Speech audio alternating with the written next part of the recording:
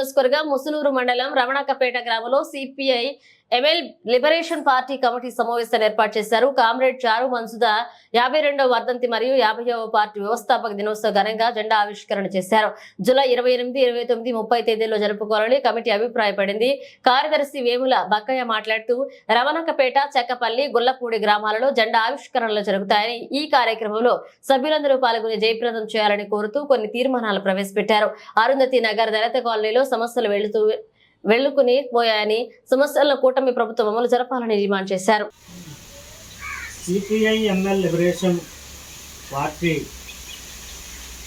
మరి కమిటీ సమావేశం అనేది ఈ రోజున రమణకపేట గ్రామంలో మరి జరగడం జరిగింది. ఈ సమావేశంలో కామ్రేడ్ చారు మజుందార్ ఆయన యొక్క మరి పేదల కోసం, బడుగు బలహీన వర్గాలు అందరి కోసం కూడా తన ప్రాణాలను అర్పించి మరి అతను ప్రాణత్యాగం ప్రాణాలు అర్పించినటువంటి ఆయనకి ముందుగా ఇక్కడ మరి నివాళులు అనేది అర్పించడం జరుగుతుంది.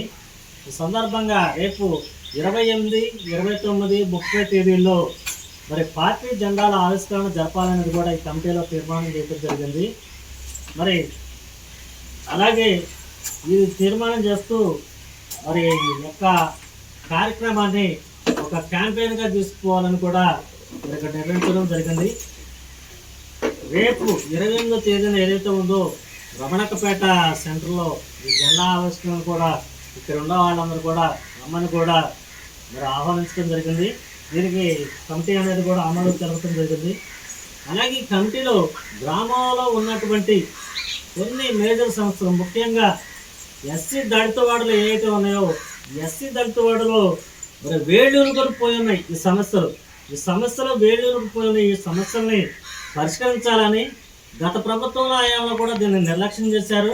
ఇప్పుడు వచ్చిన ప్రభుత్వాలు దీన్ని పరిగణలోకి తీసుకొచ్చి మరి పేదలంతా కూడా సమస్యలు తీర్చాలని కూడా ఈ సందర్భంగా ప్రభుత్వాన్ని మేము డిమాండ్ చేయడం జరుగుతుంది. సర్వే నంబర్ 266లో మరి చాలామంది పేదలు కూడా మరి భూములు సాగు చేస్తున్నారు. ఆ సాగు భూమికి పట్టాలు ఇవ్వాలని చెప్పి మరి ఎన్నో ఆందోళన కార్యక్రమాలు కూడా జరపడం జరిగింది. ఈ పట్టాలకి సంబంధించి ఆ సర్వే నెంబర్లో సాగు భూముల అడవి అనేది నమోదు కావడం వల్ల అది పట్టాలు ఇవ్వడానికి మరి ఇబ్బందికరంగా ఉంటుందని చెప్పి తెలుస్తుంది. కాబట్టి ఆ 266 సర్వే నెంబర్లో ఉన్నటువంటి అడవి అనే క్లాసిఫికేషన్ మార్చి సాగుదారులకు పట్టాలు మంజూరు చేయాలని కూడా సందర్భంగా తెలియపరుస్తాం. అలాగే అసైన్మెంట్ కమిటీ లేకపోవడం వల్ల అసైన్మెంట్ కమిటీ జరపాలి. అసైన్మెంట్ కమిటీలో పేదలు సాగుతున్న భూములందరూ కూడా మరి చొప్పించి వాళ్ళందరూ కూడా పట్టాలు మంజూరు చేయాలని చెప్పి, అలాగే జాతీయ ఉపాధి హామీ పథకాన్ని మరి 100 రోజులుగా పని కేటాయించి ఈ 100 రోజుల పనిని మరి ఈ రోజుకి 2.5 మాసాలు గడిచిపోయింది. 2.5 మాసాలుగా బిల్లులు రావాలి. ఇంతవరకు వాళ్ళ వేతనాలు చెల్లించలేదు. మరి అదేమని అడిగితే మేమైతే బిల్లు అయితే పెట్టాం, కానీ అదంతా కూడా పైన ఉన్నటువంటి అధికారులు చూసుకోవాలనేది కూడా వాళ్ళు గోడ మీద పిలువడంలో తప్పు కూడా జరుగుతుంది. కాబట్టి జాతీయ ఉపాధి హామీ పథకంలో ఏవైతే పెండింగ్ బిల్లు ఉన్నాయో వెంటనే మంజూరు చేయాలని కూడా ఈ సందర్భంగా కమిటీలో మరి తీర్మానానికి వచ్చింది. అలాగే సర్వే నెంబర్ 249లో మరి ఎస్సీ దళితులు 1 ఎకరం భూమిని వాడు సొంతంగా ఓన్గా డబ్బులు ఖర్చు పెట్టుకొని 1 ఎకరం భూమి అనేది తీసుకోవడం జరిగింది. ఆ ఎకరం భూమిని ఎడగొట్టే రెవెన్యూ రికార్డులను నమోదు చేయమని అనేక ఆందోళన కార్యక్రమం చేసిన వాడు మరి రెవెన్యూ వ్యవస్థ దాన్ని పట్టించుకోకుండా ఉంటుంది. కాబట్టి తక్షణ అక్కడ సాగుదారులు ఎవరైతే ఉన్నారో ఆ సాగు రికార్డుల ప్రకారం వాడికి ఇచ్చిన పట్టాల ప్రకారం భూములు ఎడగొట్టి శ్మశానానికి కేటాయించిన ఎకరం భూమిని విడగొట్టి దాన్ని రెవెన్యూ రికార్డులో నమోదు చేయాలని కూడా సందర్భంగా ప్రభుత్వాన్ని మేము డిమాండ్ చేస్తున్నాం. అలాగే ఎస్సీ దళిత వాళ్ళు సీసీ రోడ్లు లేవు. మరి అంగన్వాడీ బిల్డింగ్ ఉందంటే అంగన్వాడీ బిల్డింగ్ చుట్టూ కూడా ప్రహరీ కూడా నిర్మాణం అనేది లేదు. అలాగే మరి కమ్యూనిటీ హాల్ లేకుండా కనీసం ఒక మీటింగ్ పెట్టుకున్నారు, డోక్రా సంఘాల మీటింగ్ పెట్టుకుందామా, ఎవరైనా పై అధికారులు వచ్చానా కమ్యూనిటీ హాల్ లేక చాలా ఇబ్బందులు పడుతున్నాం. కాబట్టి మాకు కమ్యూనిటీ హాల్ భవనం అనేది కొత్తగా మంజూరు చేయాలని కూడా ఈ కమిటీలో దృష్టి తీసుకురావడం జరిగింది. మాకు ప్రభుత్వ పాఠశాల అనేది కావాలి. ఆ పాఠశాల లేకపోవడం పిల్లలు కిలోమీటర్ పైన నడిచెల్లి బొయ్యలేని లగేజ్ బ్యాగ్తో మోసి మరి దారి ఉండిపోతున్న పందులు గుడ్లు వాహనాలు ఇవన్నీ కూడా ఇబ్బందిగా ఉంది. కాబట్టి మాకు ప్రభుత్వ పాఠశాల చేయాలని కోరుతున్నాం. అలాగే కాలం పైన మరి ఆ దారిలో కాలువను తోముకొని వంతెన కట్టకుండా వదిలేస్తారు. ఆ ఎన్ఎస్పి కాలం మీద మరి వంతెన నిర్మాణం చేపట్టాలని కూడా ప్రభుత్వాన్ని మేము అడుగుతున్నాం. అలాగే ఆ రహదారి ఏదైతే ఉందో దాన్ని సర్వే జరిపించి విడగొట్ట దాన్ని అభివృద్ధి పరచాలని కూడా ఈ సందర్భంగా తీర్మానంలో వచ్చింది. అలాగే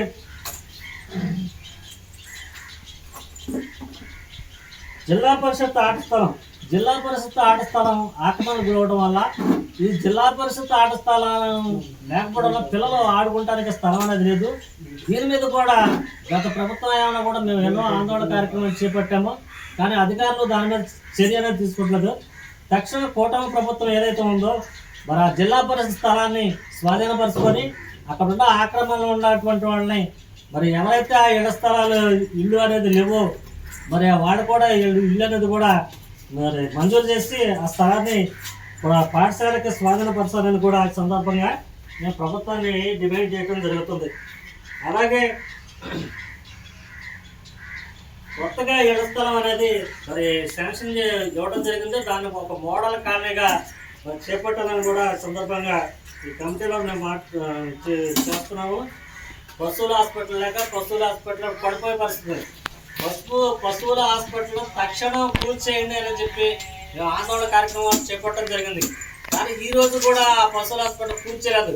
రేపు పొద్దున అది కూలిపోయి ఎవరి మీద పడుతుందో ప్రాణాపాయం దానికి తక్షణం ప్రభుత్వం బాధ్యత వహించాలి. పంచాయతీ అధికారులు దాని బాధ్యత ఉంది. దాని దగ్గరుండి కూల్చేయండి. మీరు పరదరగా ఎక్కడైనా సరే వేరే ప్రాంతాలను దీన్ని ఏర్పాటు చేసి అప్పటిదాకా కొత్త బిల్డింగ్ నిర్మాణం చేపట్టాలని చెప్పాం. ఈ రోజుగా దాన్ని కూల్చేయలేదు. కాబట్టి తక్షణం పంచాయతీ అధికారులు కానీ ప్రభుత్వం దాన్ని దృష్టిలో పెట్టుకుని వెంటనే ఆ బిల్డింగ్ పూర్తి చేసి కొత్త బిల్డింగ్ నిర్మాణం చేపట్టాలని కూడా అడుగుతున్నాము. అలాగే గ్రంథాలయంలో మరి చదువుకున్న పిల్లలు ఎంతోమంది ఉన్నారు. గ్రంథాలయం సరైన బుక్స్ లేక ఇబ్బంది పడే పరిస్థితులు ఉన్నాయి. కాబట్టి మరి ఆ గ్రంథాలయం కూడా మౌలిక సరఫరా చేయించి కూడా చేయాలని చెప్పి ఈ సమస్యలన్నిటి మీద